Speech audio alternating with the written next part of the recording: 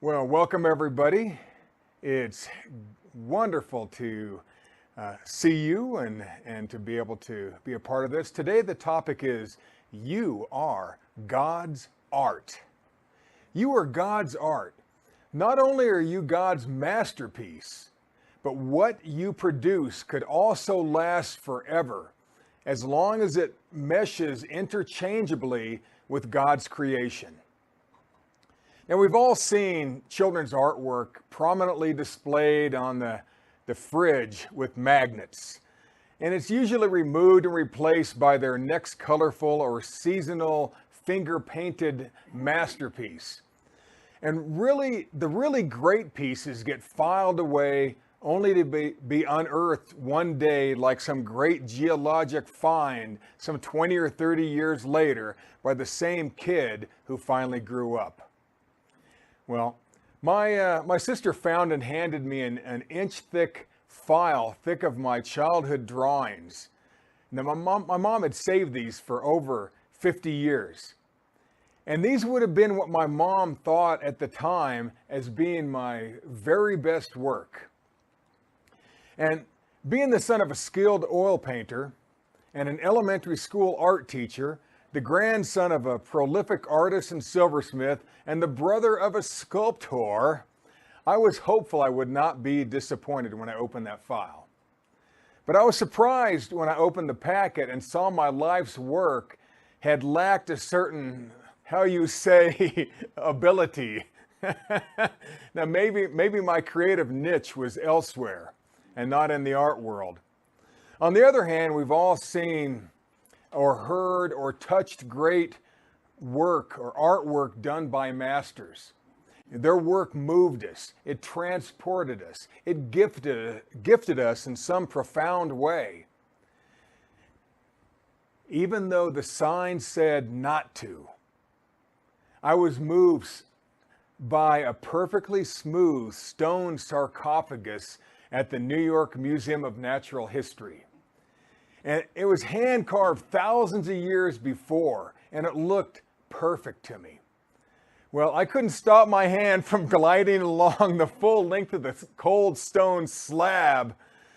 And I just noticed at the other end that the uniformed curator was wagging her little finger at me and gave me her best stink eye. I knew better, but I wanted to touch it. And, the silent alarms be darned.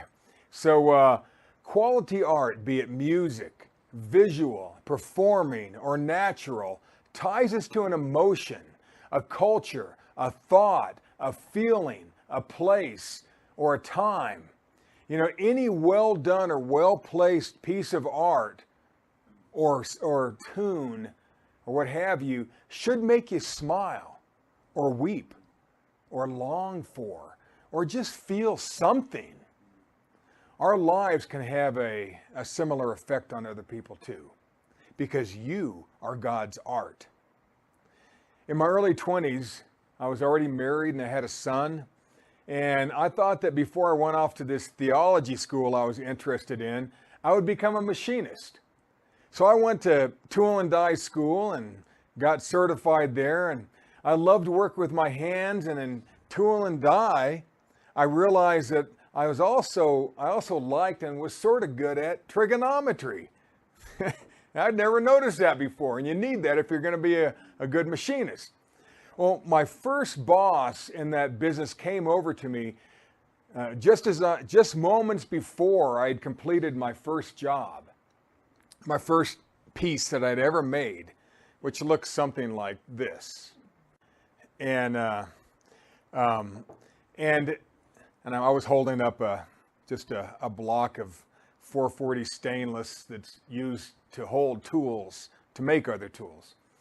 And it's an angle. So he came over to me just moments before I finished my first job in his plant, and he held the shiny metal object in the air above his head. And he said to me, "Mark, you should be so satisfied with everything that you make that you'd be proud to display it in front of the entire world. I never thought about my work like that. I thought just somebody's going to use this in a machine or a machine shop. But I never thought that my work should be so good that I should be proud enough if everybody on earth could see it. And I think about an artist that way. I mean, they want their art to get noticed. What about a musician? Most musicians don't just write songs for themselves. They write it for their girlfriend, their ex-girlfriend, their wife, their ex-wife, plural sometimes. They might write it for a friend. They might write it for a comrade in arms. But they want that music to get out there. They want you to feel the beat. They want you to feel the mood of that song and be motivated by it, right? That same boss that held up my little tool, he would play different music different days. And I've mentioned this story before, but some days he'd play like hard rock, just like headbang and rock and roll. And other days he'd play classical, real light and fluffy kind of music. And I asked him one time, I said, Mr. Boss, why do you play these different kinds of music? And he said, when I want production, I play rock. Because I don't care about accuracy. I just want the job to get done quicker. He said, but when I want accuracy above speed, I play classical. And so he knew that the art of music could motivate people to work better or to work faster. And there's certain songs you play and all of a sudden you're going 90 in a 75 zone. And it's wild. It's because it's emotional. It literally, good art releases certain hormones in you. That's how God designed us. Some of them make you feel like you belong. Some of them make you feel happy. Some of them make you feel proud. And these hormones, they all do different things. It's God's little cocktail of goodies. And we'll get to that some other time. But it's amazing how God designed us. So we're designed not just to enjoy art and to be moved by it. We're designed to be that art. Because what you have to offer to people in this world, nobody else on earth could do. Because nobody's been through what you've been through. They never could. You're much the same. You too are art. You're the greatest thing that was ever made, the greatest thing ever formed, and the most wonderful thing that was ever created. In fact, Ephesians said that you are God's masterpiece. Ephesians 2:10. God's masterpiece. Now, I looked at my art from when I was a child, and there was nothing close to a masterpiece. Not even a semblance of one. But some kids have great ability, and it shows early. Musicians, they want to write that masterpiece, their opus. They want to do something great. A performing artist wants something that'll be remembered long after they're gone. Well, I guarantee you'll be remembered long after you're gone. Especially if you do what I'm going to teach here in a few minutes. See, not only are you a piece of work, well, I guess that's not so good in New Jersey. If you're from New Jersey, hey, you're a piece of work. You're a piece of art. Now, what woman would want to be called that? You're a piece of art. You're art. I just can't stop looking at you. And sometimes you see somebody and they're just art. You love, or you see the person you love, and you want to just become one with them. And that's how we're supposed to respond to the people we love and to the art that we experience. But the things you produce, if done correctly, could last forever. And this is interesting. And the Bible says this. So how do you make it last? How do you make what you've done in life last? And there's a power combination available to anyone on earth that will not just get you everything you ever imagined right now, but it'll help that thing last forever. So when we visualize and produce something that's so beautiful, so complete, so well formed, so able to change and grow and adapt that it can be hung up next to God's eternal artwork, it's going to last forever. If your thoughts line up, if they sync up with God's thoughts, God's way, God's promises, it is impossible to fail. The only reason people fail in life is because they've hooked their wagon to another set of thoughts that are lesser thoughts, and they don't last. Doesn't mean they're always bad, but they will not last forever. But there are things that we can do that will, and that's what I want to get to. How do you link with God's artwork? Because you are God's artwork. 1 John 2:17 even says, "But he that doeth the will of God abideth forever." Okay, now you could think, well, you get born again and you're going to live forever. You're going to heaven and we'll be together in paradise.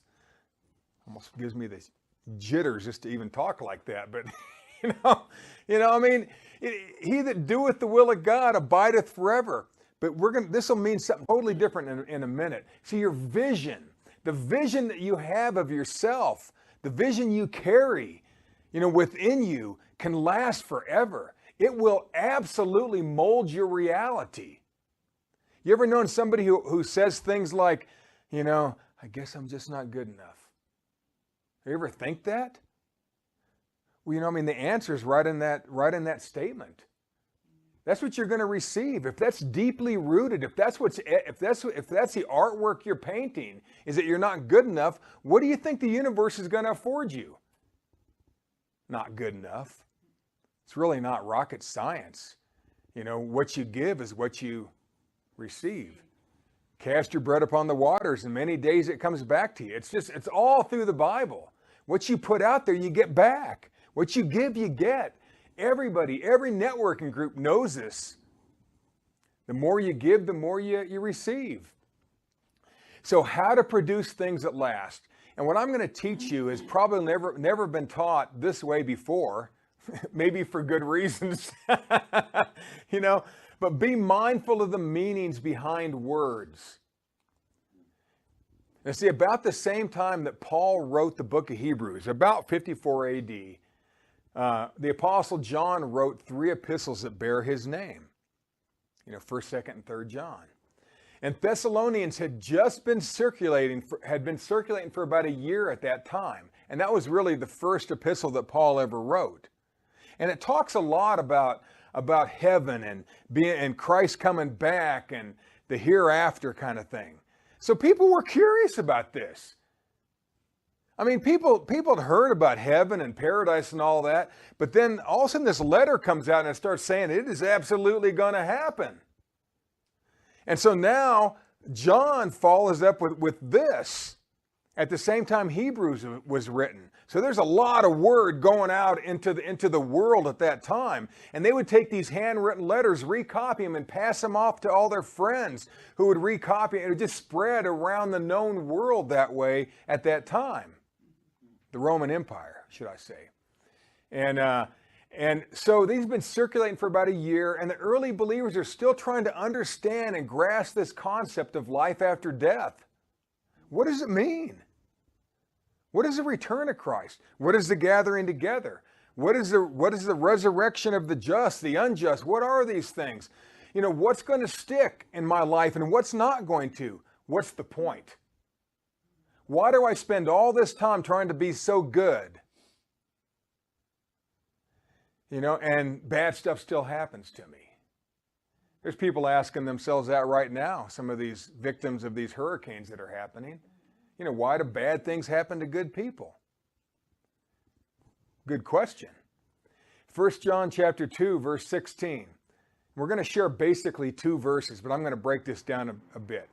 In verse 16, it says, "For all that's in the world, the lust of the flesh and the lust of the eyes and the pride of life is not of the Father, but is of the world." And verse 17, "And the world passeth away, and the lust thereof, but he that doeth the will of God abideth forever." Okay, now this is usually taught that if you live live the way of the world. You will lust and not have. You will crave and not get, and you're going to be prideful in the process. That's sort of how it's taught.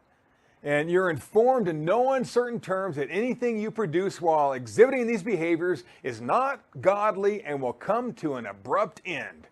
And then it says, but if you do the will of God, you will live forever. Now that is so potentially religious that my jacket just turned shiny and my hair just got slicked back like a TV preacher. Be careful about what you think.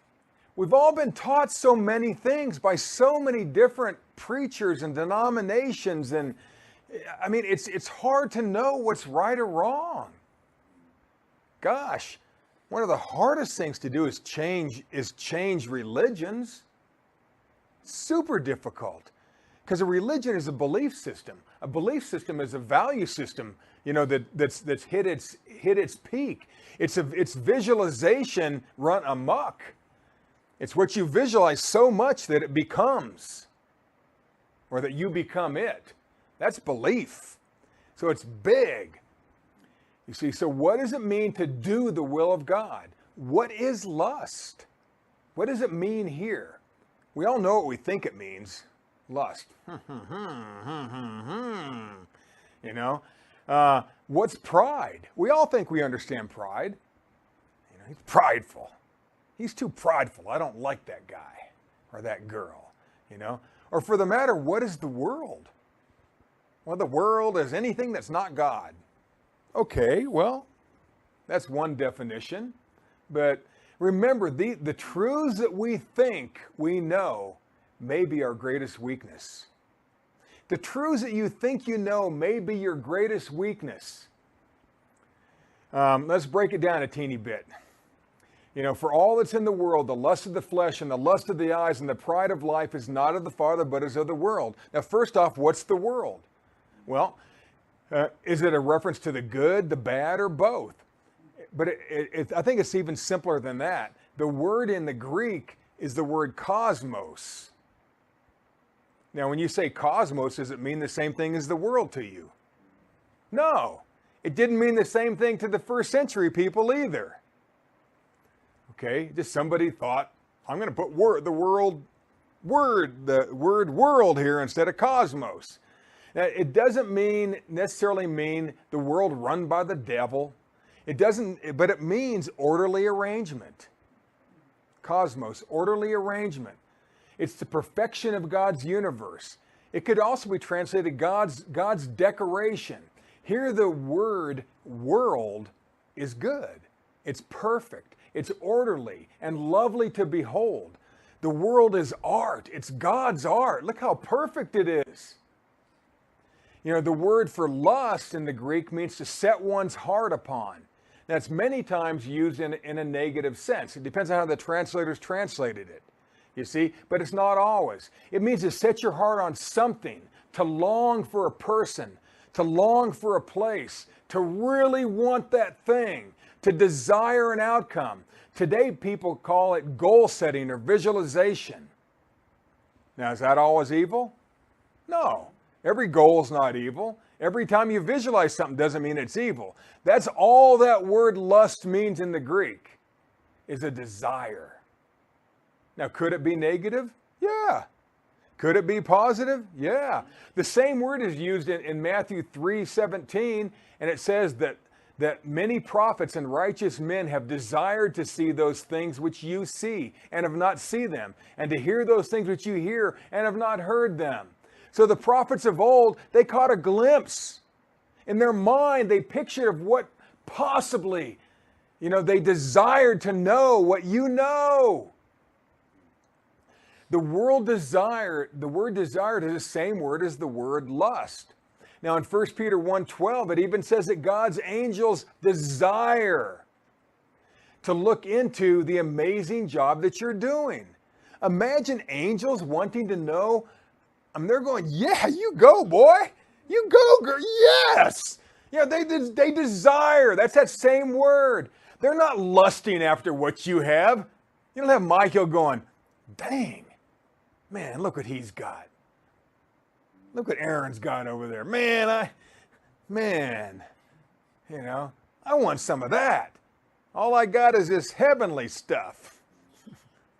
I can only move at the speed of light, but look at all that guy does. You know, I mean, so, you know, they desire, they're not lusting after it. They just want to know. That's the same word. So be careful of the words. Just because you read something in English doesn't mean that's what it meant in Greek or Aramaic. It could be a little different. It's not that hard to figure it out either. See, they're just desiring to look into helping you utilize your magnificent gift. That's what they want to know. How can I help her? You ever felt like you've been helped by an angel?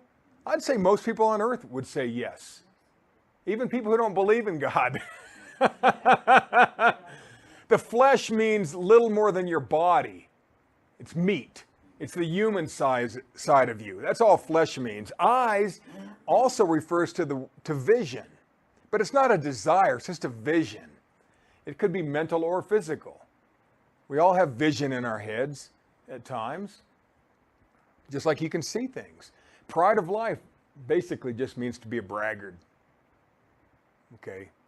It doesn't mean much more than that. So what's this saying? Why am I even talking about this stuff? Because what we visualize about ourselves, knowingly or unknowingly, becomes our reality. What you visualize about yourself will become your reality. Let me say it a different way. What you visualize about yourself will become your reality. If you think you're no good, you're going to get no good. If you think that you don't finish tasks or you're afraid to make calls, then you're going to be afraid to make those calls. If you think people don't want to hear what you have to say when you're on a sales call, then they're not going to care what you have to say. They do want to know what you have to say, or you wouldn't be there. You think you're here for no reason?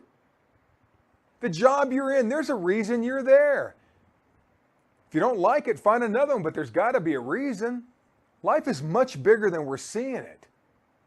You see, you ever heard somebody say, why does bad stuff keep happening to me? You ever thought that? I've thought that before, unfortunately. What is going on here? You get a flat tire, then somebody crashes into the side of your car, and then your kid gets sick and your cat runs away, and it's like, what is going on here? Why is this stuff happening? Well, the answer is in the question. Because I have visualized and spoken so often about bad stuff that the universe just gives me what I wanted. It's going to give you what you request. What do you put out there? So really the point here, I'm not trying to you already understand it. If you have negative tendencies, stop it. Change them. If you complain about people at work all the time, just stop it. Try to think something good about that person, even if there's just one, even if it's just their earrings, And maybe all that's all it'll be sometimes. You see, the same works for positive. And we all understand that. Like people you've known who are wealthy and they always win stuff. And then you ask them why and they go, because I expect it. I expect to win stuff at my networking group. I expect to, and I do a lot of the time. And there's other people, you see that a lot of times the same people win and all the time. Why? They expect to win. My mom used to expect to win raffles and stuff. And she'd crumple up the card and put it in there or glue macaroni to the front of an envelope so that when somebody reached in, they would feel that. And of course, they're going to pull out what feels different. Whatever, did whatever it took, to try to win something stupid, a toaster, whatever it was. So, well, keep yourself, the cool thing about art is you can keep on perfecting it.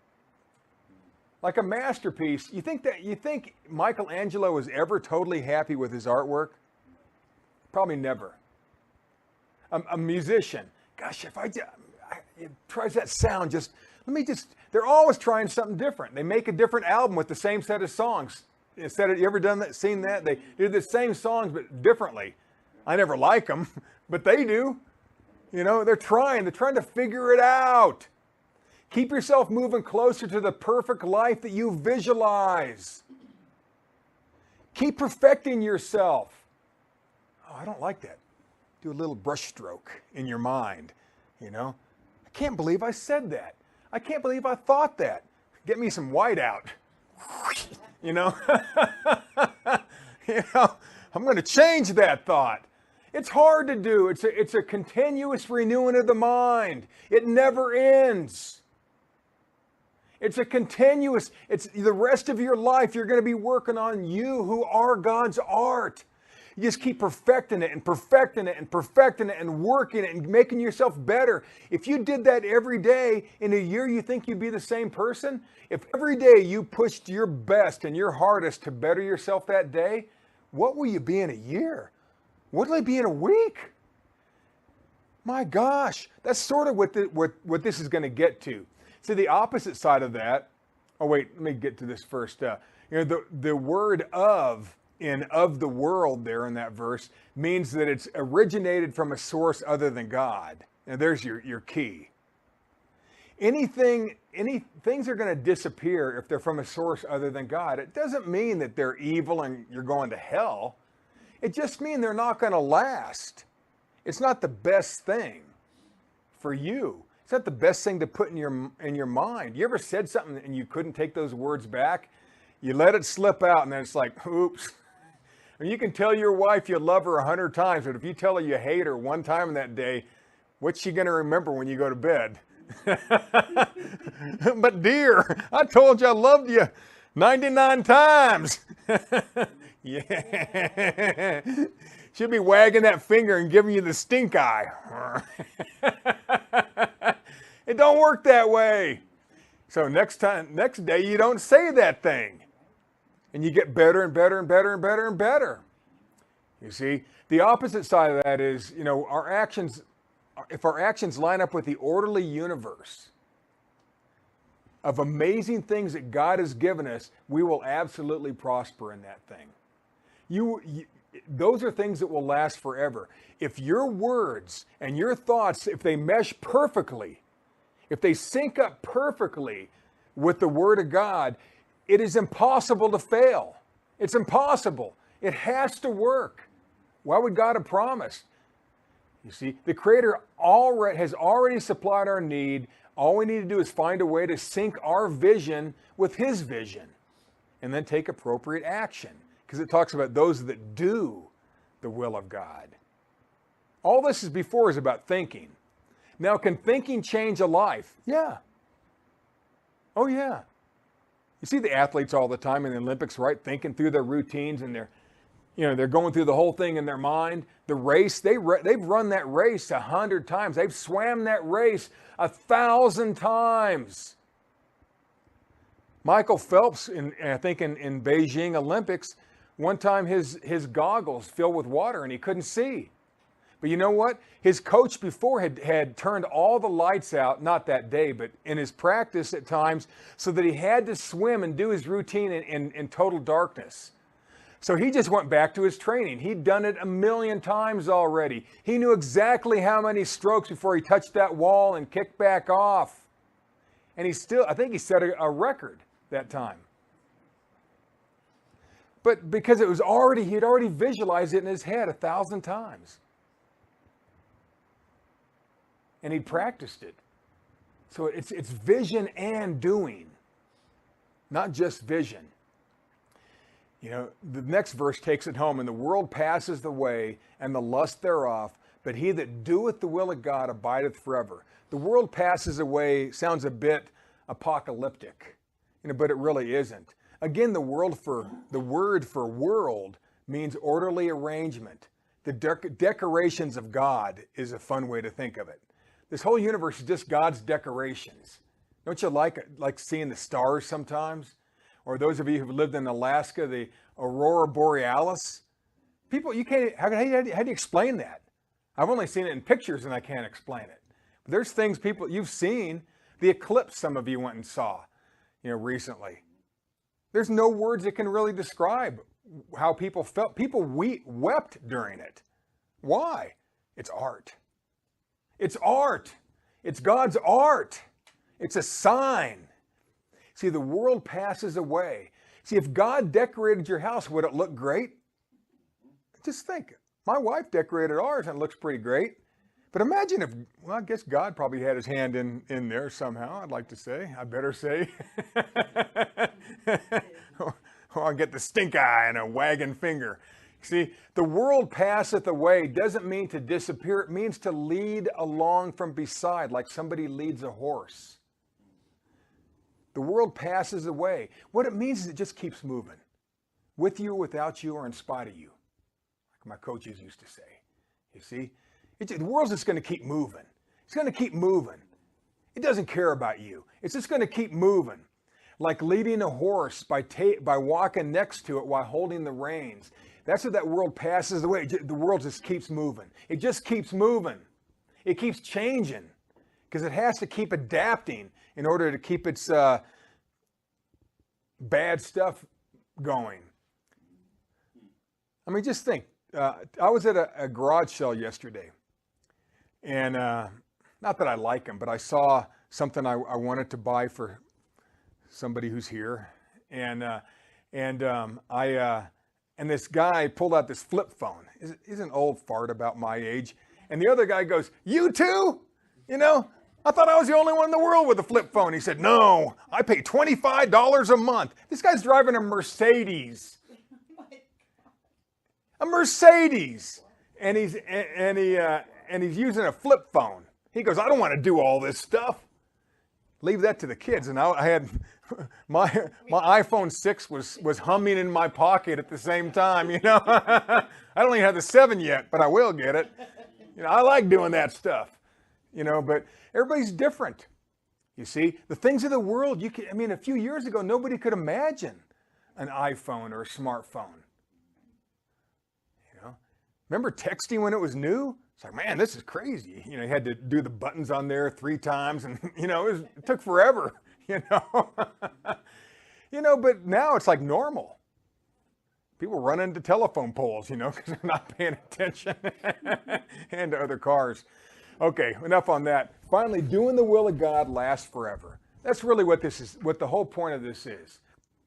The words "he that doeth" are the Greek word, and this is so important. The whole teaching hinges on this one word. It's the Greek word poieo. Poieo. And it means it's spelled P-O-I-E-O in transliteration. It means to make or to do, to produce or to manifest. You see, like an artist bringing their vision to life. You think that songwriter, you think she heard that song in her head before she ever strummed a chord? It's already there, folks. What God wants out in the world has already been placed there. It's in your mind. It's in your heart. It's somewhere. It's already there. And if you don't do it, somebody else is going to do it. You ever think about that? If you don't write that song, that sonnet, do that art, be the person, send that card, God's going to have to get somebody else to do it. The song's already in your heart. Sing it. The art's already at your fingertips. Paint it. You see? It's already in your dance. Dance it. See, doing the will of God. Doing the will of God is nothing more than meshing your art with God's art, His perfection and masterpiece. You know, it may mean write that song that's going to change somebody's life. You see? Doing the will of God at times is just getting yourself to the right place at the right time in order to receive what He's already set aside for you. Somebody told me you're only poor because you want to be. You're only broke because you want to be. You see, but, and really that's true. If all you can picture is poor, you're going to be poor. That's why it's hard to get out of poverty, because it's a mindset, it's a lifestyle that you've been raised with. Whereas most rich kids, they're always going to be rich. So how do you get that rich mindset? There's 1,000 books that'll help you. And there's 10,000 video, TED Talks, whatever you want. There's a lot of ways. You see, doing the will of God could be producing that piece of art that touches people in a way that'll bring tears to their eyes. You ever seen a friend after a long time and it almost made you cry? Or you just had to hug them? You know, you couldn't wait to be near them. You see a family member. I mean, that's art. They do something for your soul that nothing else on earth could do. That's art. You are God's masterpiece. You're God's art. You're sent here. You are an ambassador for Christ. You're a gift to this earth. You're part of God's orderly arrangement. Doing the will of God could mean manifesting the full beauty of who you are and who you're really designed to be. You know, not only are you God's masterpiece, but what you produce could also last forever, as long as it meshes interchangeably with God's creation. We've all seen children's art, and how it gets tucked away into a folder, never to be seen for 30 years. And we've all seen the masterpieces of art. Whatever, whether it's performing art, musical art, physical art. You know, some of us even touched it in museums when we weren't supposed to, you see. But it's because it moved us. You know, there's a power combination to everyone on earth that if you can act upon the vision that God has given you, you will succeed. What we visualize and produce is so beautiful. It's so complete. It's so well formed, so able to change and to grow and to adapt that it can be hung up next to God's eternal artwork, and what you do will last forever. That's what we just read. You are God's art. God bless.